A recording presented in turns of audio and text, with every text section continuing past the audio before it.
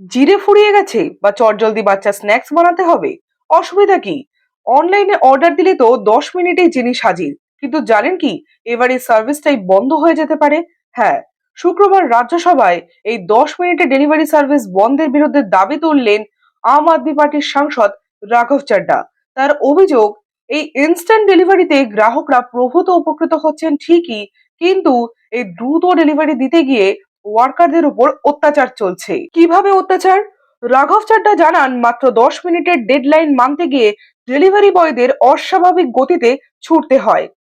এমনকি ট্রাফিক আইন ভাঙতেও বাধ্য হন তারা। তার কারণ, পেনাল্টির ভয়, রেটিং কমার ভয়ে প্রাণের ঝুঁকি নিতেও দ্বিধা নেই তাদের।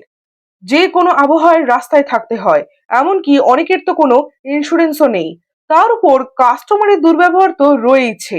আচ্ছা, আপনি কি মনে করেন, এই 10 মিনিটের ডেলিভারি সার্ভিস কি থাকা উচিত, নাকি বন্ধ করে ডেলিভারি ওয়ার্কারদের সুরক্ষা দেওয়া উচিত? কমেন্টে জানান।